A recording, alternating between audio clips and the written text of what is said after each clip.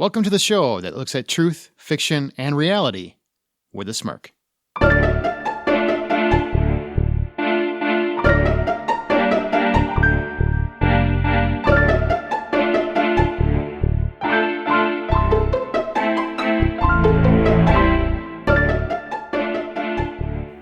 I'm Aaron Peterson. I'm Amanda Sink.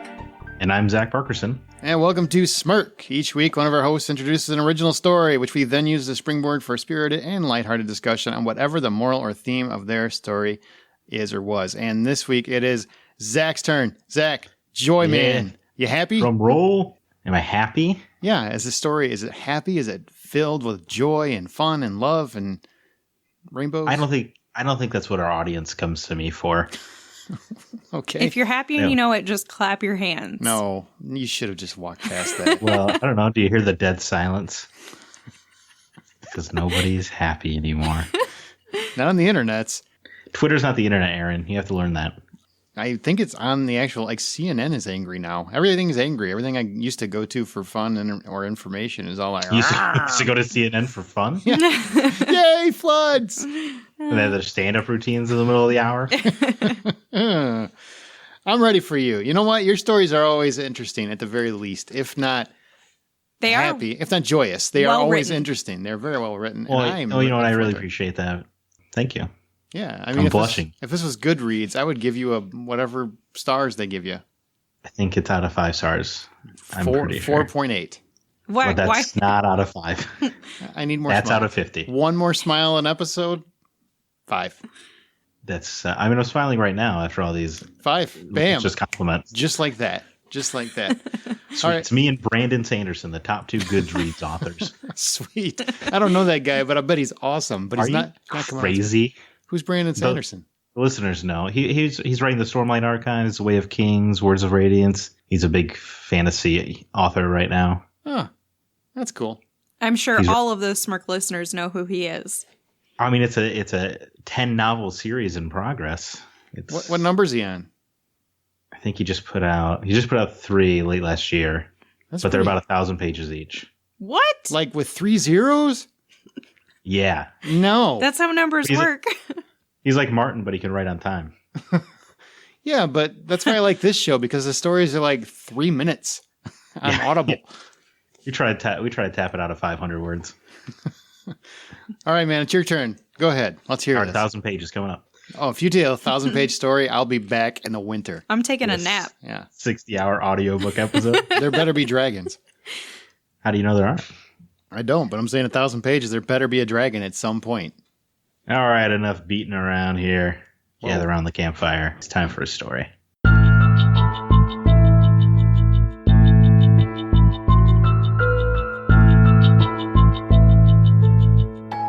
I see them faintly. Arguing, shouting. It's loud, but I try to ignore it. This is established. Par for the course, you could say. I can't make out what they're yelling about, but I imagine it's some stupid nonsense. Always was from my recollection. I sat on the ground in the basement, trying to ignore the noisy chaos playing out across the room. I play with my toy cars. The dump truck is carrying the fleet of muscle cars and sports cars. The good stuff. You know, as dump trucks do. It backs up, unloading the cars onto the concrete floor. It's racing time. But first the truck needs to get out of here. Its purpose fulfilled. Time for these cars to move. It's a fun time, and I hope the red convertible wins again. The race gets postponed, unfortunately. The screaming intensifies from down the room. They're loud, distracting the audience from the street race about to begin on the basement floor. Gently, I push the unneeded dump truck towards the arguing figures. The truck needs to get out of here, and maybe it can make them stop yelling. I hope it will. I hope anything will. To my surprise, the truck isn't much of a distraction to them at all. It doesn't make them stop. It gets kicked back in my direction, flinging in the air and hitting the wall behind me, breaking apart. I've lost my vehicle transport. I'm yelled at for interrupting. Guess that is my fault. I sure hope the race is a good one today. So obviously this is a child upset about their parents arguing, but they know words like vehicle transport. So how old are they? I mean, it's a recollection, clearly. Oh. I wrote recollection in the first paragraph, hoping to get that across. Gotcha. Okay. That makes sense. Wow. Recollection. Is that the name of your story? I think we figured out all of the answers. No, it was originally going to be, and then I thought we would have to have this conversation, Amanda, so I changed it. He's a forward thinker. You really know Man. who you're working with here. It's actually a really, really deep and insightful kind of way to approach that particular. If that's the topic I think you're going to have, I think that's a really interesting way to do it. It was also really sad. Great. Well, thank you so much. You take so much compliment to that. I'm getting really sick of complimenting you. That's what I'm getting tired of. Yeah, No, why are we doing this? this is There's no need to be sick of that. So the moral of your tale, I think, is, man, I don't know. That's tough. Is it really a moral or a I theme? will say I got a little purple with the wordage on the moral. If you understand my meaning. I don't at all. yeah, and what does the color have to do with it? Yeah, I don't know. I don't Is know it what that- bruised or what is it that? like the Donatello? Purple prose is like unnecessarily theatrical. Like Shakespeare would be purple Oh. prose. Yeah, that's I why I gotcha. didn't get it. You Shakespeare. guys, nobody here in college, huh? I don't like Shakespeare. It made no sense to me. Finished and I never heard that word. I like Shakespeare in the Park from Avengers. I like that. Does that count? Oh, that was really good. Yeah. See, There will always be men like you. I can't listen to dialogue. It doesn't make any sense. People don't talk like that. Stop it. No, I don't like Shakespeare at all. Ooh, But- there's people that like this for the stories and like, I can't take you people seriously. You don't like the Shakespeare. Moral. Amanda, what do you think? Moral. I guess for me, it sounds like some of the painful memories will stick with you for the rest of your life or something. Oh, that's really close. I'll say it's close. I was going to say your parents that don't pay attention to what they're doing around their kids can affect their overall lives. Imaginations just stunt their imagination. I don't know. That was really long, but you know what I'm saying? Yeah, no, I think you're both onto the same idea. The past is prologue. Oh. Look at you and your fancy terminology Wow. and It's phrasing. like you got super smart. Wow. Soup smart. That's me. Very good. You know what? That was a. What are we going to talk about now? We're not going to compliment him anymore. Stop complimenting you him. are not getting any more Yeah, compliments. you're about to compliment me. I'm taking it back. No, I'm taking no, it no. back. Taking it back. This is the worst episode I've ever done of Smirk on this particular Thursday. Not even halfway through. No, Dick. no, it's really All right. good. Is it ever okay to yell in front of your kids? Oh snap! That's a hard one. Is it ever okay, or is it something I that sometimes assume- demands to be done? Right. Well, like the obvious answer is no, right? I would But- think. I would say so. The obvious answer would be no. It's bad for them. But But I think how do we reword like say you're gonna scream down with your wife, Aaron, and you got your kid in the room. Do you think it's important that you try to take that argument away from the kid? yes, I do think. In fact, I would say it's detrimental if you don't. Honestly, it's very damaging and psychologically damaging. I think you can be conscious of it. I mean, every parent has done it. Every parent has yelled at their kids and yelled more than they should have and felt horrible about it and everything. I mean, these are all things that everybody has done. But perfect world, yes, you never ever get in a fight with your significant other or girlfriend or boyfriend or spouse in front of your kids. I feel like even though your emotions might be running high, if both parents come to an agreement that they won't even discuss matters while the kid is in the room, then that alleviates that issue. Yeah, you think it does, but it doesn't I'm not work. saying it's always going to, but if you We're never look gonna at do it them until they're really, really mad, then suddenly they're going to do it. right, but then the person who's about to get yelled at could stop the conversation and be like, "We have an agreement. We're not discussing this in front of child." I want to hang out at your house. Yeah, I don't think you could do that to a woman. Are you kidding me? A healthy I'm kidding, relationship everyone. would have the kid in the best frame of mind and trying to do what's best for them. And especially with a child, it sounds like this kid is pretty young in your story. So, and it lasted with him or her, I guess, for the rest of their life. And your story is kind of a testament to how it actually is. Kids are still going to remember those moments. So it's not, even though the argument may have been valid, there may be like a legitimate basis for having that argument, you really should shut yourself down and avoid that, because you could really mess up your kid if you continue to do that. I'm not saying one time is going to kill them or ruin them forever, but reoccurring is no bueno. I don't know. Try to tell it to Charles Manson, okay? Wow, this shifted. That went to the extreme. Oh, sorry. You had to use extreme examples in extreme situations, okay? It's difficult though. When you say No, Zach, like it seems to be, right? Like, I mean, I'm sure we've all been privy to the awkward situation where you're with a friend and their significant other and they're just screaming at each other in front of you. Mm-hmm. Yeah, and that's always Just- really fun. Yeah. My favorite It thing. just seems when people get fired up, they just don't even seem to acknowledge the world around them. You know, my immediately. favorite is when that happens, and then your buddy, maybe he was in the wrong at that particular time. He's like, "I can't believe her," right? And you're just sitting there going, "Wait, I'm supposed to side with you when you were clearly wrong." But yeah, go man, that woman. Yeah, or those tremendous moments where they turn to you like, "Well, what do you think, Zach?" You're like, I'd rather not, because this friendship is important because you can give me a ride. I can't side with her. You have the car." I framed this question loaded, but I'm going to ask it that way anyway because I don't care. Okay. How can people argue that nature plays more of a role than nurture when situations clearly exist like this for most people? Oh, that's a fascinating question, and it's insane when people make that argument. I don't know, because I've never met anyone who wasn't more influenced by their nurturing than their nature. There you go. I can meet people who have clearly been affected by their nurture who argue in favor of nature. And it blows my Seriously. mind. I know a guy. I know this guy. I'm serious. I know a guy who had spinal bifida or something like that. You know, he had a hole in his spine, so he's been Oh, mostly paralyzed most of his life, right? Could barely walk. Told he was going to die when he was a kid. He's made it to my age. He's made it decades, right? I'm not going to say how many, but he's made it a couple decades.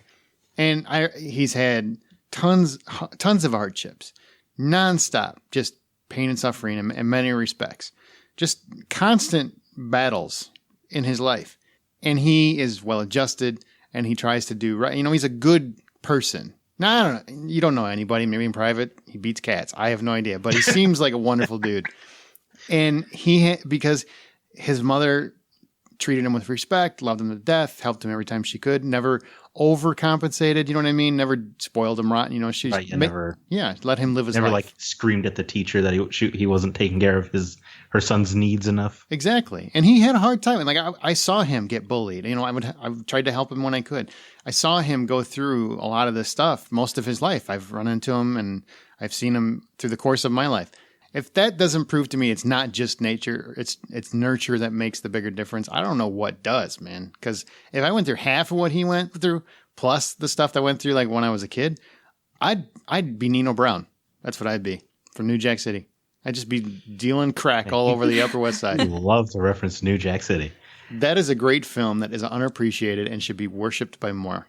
I'm hearing about your friend and I'm thinking how whenever I see anybody happy, I always just think, what the hell went so right with their life? But boy, it would be hard to say that to somebody in a wheelchair. Even if they were happy, it would have to like be like, But really, what did go so right in your life?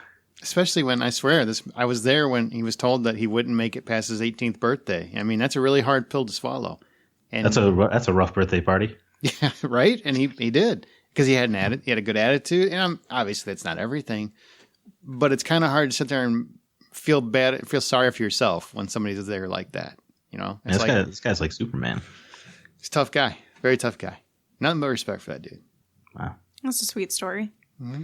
It goes without saying, for when you look at it logically, that you need nurture and you need nature to make up who you are.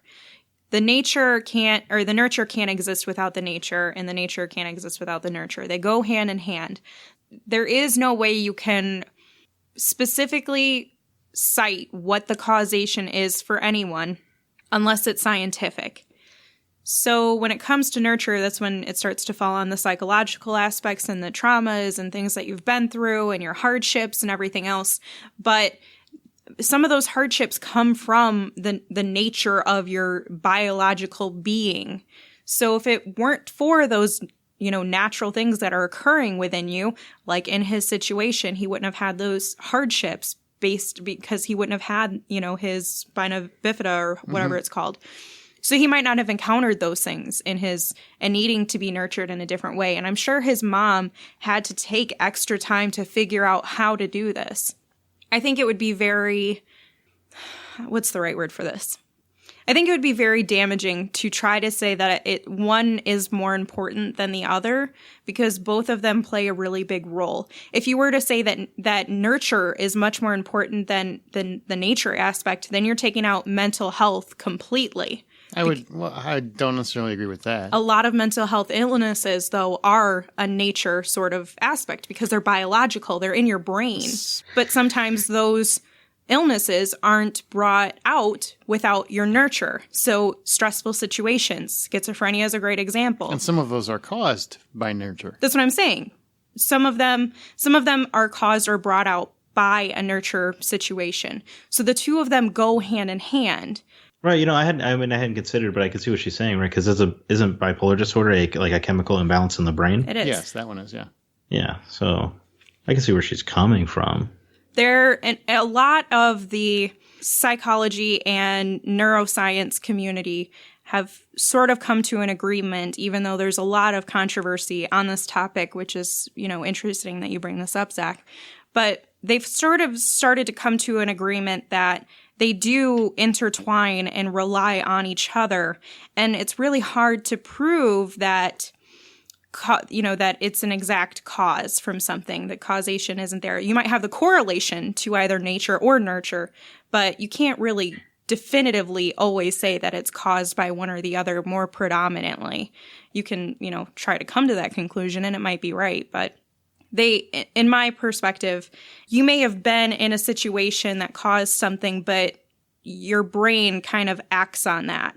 And that's, I guess, the easiest way for me to explain that is to use the schizophrenia, because if you have that nature aspect, that chemical imbalance in your brain that is hardwired for you to have that mental disorder, you might not show any signs. That's why a lot of times you don't see it until you're in your early 20s, until you're in a very, very stressful situation. And then that nature or that nurture that you're in, that environment causes your mental illness to now appear. Each situation is different. So some people might have their nurture has drastically changed who they are much more than their biologics ever have. But in some people, it might be reverse. So I think it really kind of is a person by person situation. It's hard to say that one matters more than the other, anything. But the question was clearly phrased that one does matter more than the other, so I'm sorry that you're incorrect. Just because your question says that doesn't mean I have to agree with how it says it. I mean, it's the question, Amanda. What do you want me to do? Rephrase your question. I already said nurture. Nurture wins. That's to me. I mean, I can have all the studies in the world. I've had life studies, and I'm telling you, I think nurture is way more important than your nature. I think that's going to determine exactly how everything happens for you, for the most part. I'm not saying for everybody, because there are correlations, and I know there's psychological studies, Miss Psych Lady. Well, but and knock out all this scientific. Stuff, huh? Yeah, I'm not knocking the science. I'm just saying I'm going off my own science. I've done my own personal life study by people I know, and I'm telling you, I've seen it. I didn't have a dad, and maybe a better dad. If I would have had a dad, I don't know if I would have been the same kind of dad. I think those things matter. Nurture matters. I hear the jury's still out on science anyway. Sure. Yeah. Thank goodness the Earth is still flat. Right. Oh, the boy. climate. What's that? I know. It's normal to have 100 degrees in the Midwest in January. Sorry. If you're a climate denier, I'm with you. Zach, where do you lie on it? Because obviously with the phrasing of your question, you don't see that it's a median with equal of both. So do you lie more on nature or nurture? Well, yeah, I mean, I think it's pretty clear in the way I phrase the question that nurture, I think, plays a bigger part, as does my moral, the past is prologue. I mean, I think everything that defines you is just a collection of your memories up until that point, which is why Alzheimer's scares the living hell out of me. Because then you'll forget them and life will be better. Maybe, or maybe it gets worse, or you lose yourself. It's like when people ask the question, if you could go back in time and change one thing, what would you change? Right? Like some people answer nothing. I would answer nothing because I am myself because of what has happened and the way things went. You mean like that episode we did where we asked this question? Yeah, exactly. Oh, okay. I think I said I would then, but anyway. You did. That doesn't count. That doesn't count. That wasn't serious. It wasn't a lie detector test. No, and I mean, there are things, No, I think you said you did. To our previous episode, there are things that I would like to change theoretically, but I mean, the fact is, you are who you are because of what you've done. I don't disagree with that. I wouldn't change anything. I might have changed some of my own personal decisions along the way. If I could go back in time with my memories intact and reenact my life out, maybe I would do that. Looks like we need another time machine episode. So we can fix the mistakes in the last episode where we had a time machine. That would be fun. Wouldn't that be fun? We have a time traveler interrupt the story previously. Right. That would actually be funny. We start with the story from that episode and we just change how it ended. I like it. Yeah. Cut that out. We got to save that for later. Yeah. They don't need to know what we're doing. We need to seem creative. We'll use that around a holiday when we're like, you know what? We could take a break. Why don't we just fill in an episode? Use that time machine one. Yeah, that's fun. Last question. Obviously, I posited this is the character's first memory. Do you guys care to share yours? Oh, first memory. First memory of childhood? Yeah. Well, that would be your first memory. Yeah. I mean, you don't have to. Like, I put it last because I mean, I was in a want to share bubble of fluid, and then I just like swam out. There's no way you remember that. Yeah, and then I was swinging around like Indiana Jones. Ashton Kutcher in the butterfly effect. I actually cut the cable myself. He was a really advanced newborn. Yeah. Hey, you know what? I saw that video. Amanda, do you remember your very first? God, I don't know what that would be. I could remember my oldest memory of my parents in an altercation. Like, I remember something there because it didn't happen very often where they argued in front of me. But I remember that. Nice of them.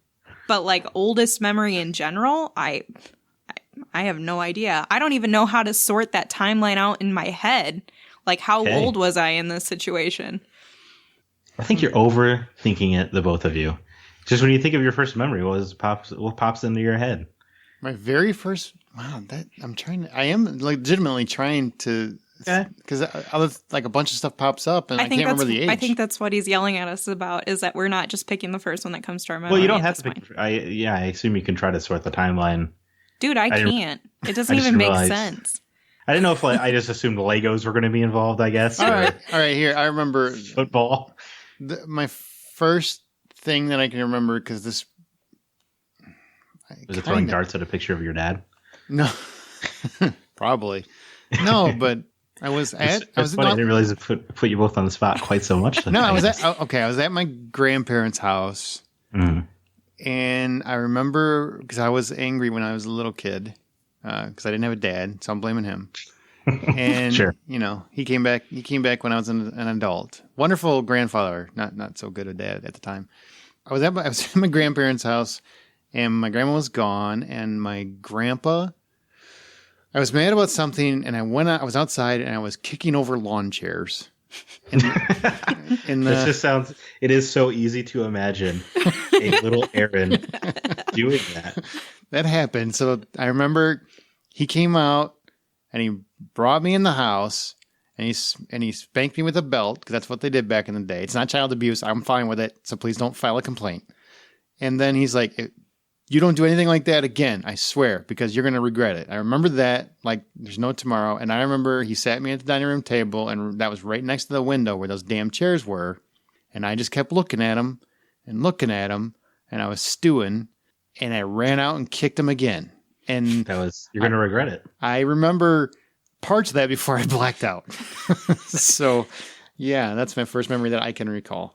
So I would like to point something out that I think that it's really interesting that the two of us so far, 2 out of 3, the first memory that we feel we can remember is of something where we had like a negative reaction to a situation. Yeah, but I would say what was your negative reaction?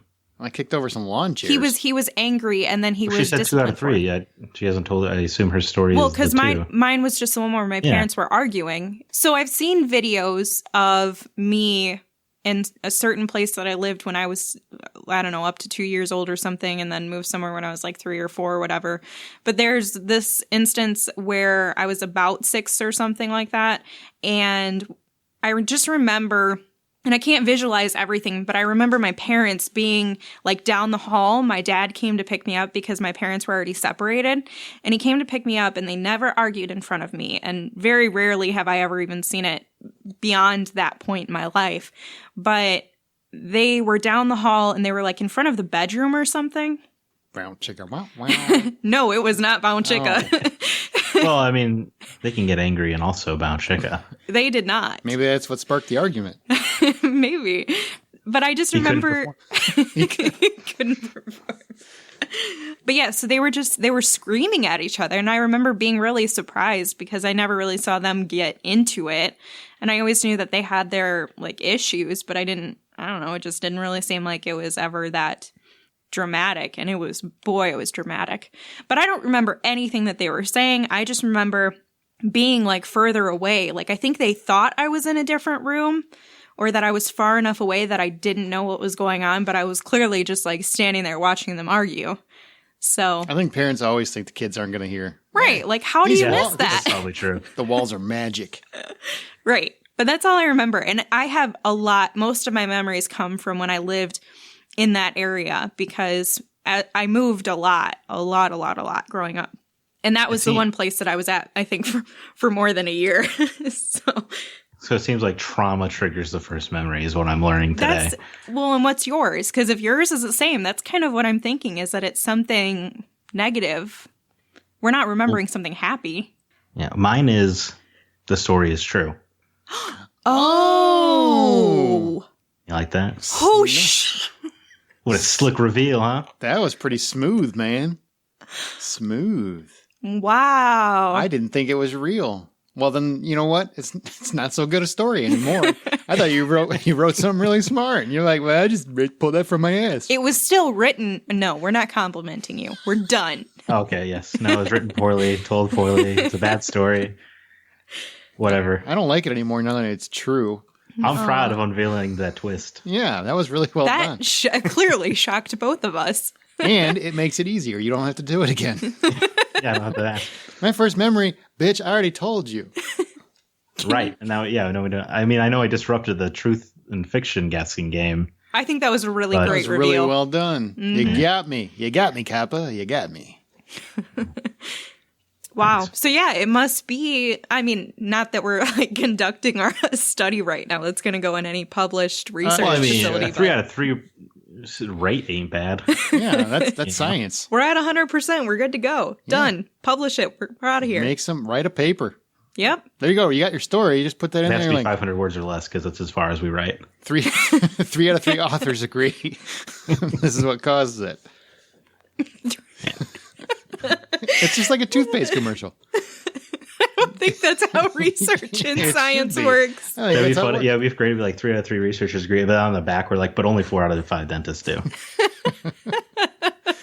Oh, that was good. That was a good episode. Cool. That was good. What was the title of your story? It's Memoriam Primi, which is Latin for first memory. Well, wow. Wow. You really showed up this episode. I know. I'm feeling really bad for my next title because it's really, really lame. My bad. Also, I don't even feel like we really need to go into it because clearly both of us thought that story was false. Yeah. So you totally surprised us. It's a ruse. You got me. I already said you got did. me. How many times do I got to say that? I don't know. I think you want to keep saying I'm it. kind of mad that he got me because I really, really saw no point where that was real. You thought it was fiction from the get-go? Well, now I feel really sad for you. Like, you're sitting around playing with these little dump trucks, and kids playing with a dump truck. That's sad enough. Where's your Hot Wheel track, man? And then hey, man, there were cool cars in the dump truck. All right, it still sounds like you got a dump truck, but yeah, well, whatever. What are you gonna do? Aw, that's sad. It's okay. I mean, you're kicking over lawn chairs and getting beat. Nothing exactly uplifting. Yeah. It's kind of a happy memory for me because my grandpa makes me laugh because he wasn't kidding. And I thought I'd test him and I failed. Miserably. I just want to point out, I thought I'd test him and I failed. I'm sure you conducted that test many more times in your life. Not that one. Nope. That was a one-timer. That was a one-time only. I got it. Point made, Grandpa. You won. With your story, either when I first started to hear it, I could actually imagine it in my head really well. Like you did a really good job of explaining it. And so maybe now I feel kind of dumb for not figuring it out because there was so much detail in it. It's just funny you say that because I actually I wrote it and then I rewrote it and I removed details because I figured it was too specific. Do you want to share what some of those details were? No. Oh. And then I cried. I cried so hard. Oh, man. Well, as our show goes, we will occasionally pick listener stories to read and discuss on Smirk. If you'd like a chance to have yours read, you can email them to mystory@smirkpodcast.com or mysadness@zach.com. At Zach.com. Join the You should lock that domain down. join the conversation by joining our Facebook group, which is Smirk, or follow us on Twitter @SmirkPodcast, and be sure to use the show's hashtag Smirk. Don't miss an episode. Be sure to subscribe to Smirk on your podcast app of choice, and check out our website at smirkpodcast.com. Please leave us a review. Please, please, please. It really does help the show. And I do want to point out, every episode of Smirk is different. Some are going to be funnier, some are going to be more serious, some are going to be somewhere in the middle, and that's why we love this show. And we hope you do too. Like this one. Like this one was kind of somewhere back and forth, and I really like that dynamic. Yeah. We can go back and forth. We have a unique tone. I agree. Well, you want to take us out, Mr. Sadness? As you write your own life story, always remember to tell it with a smirk.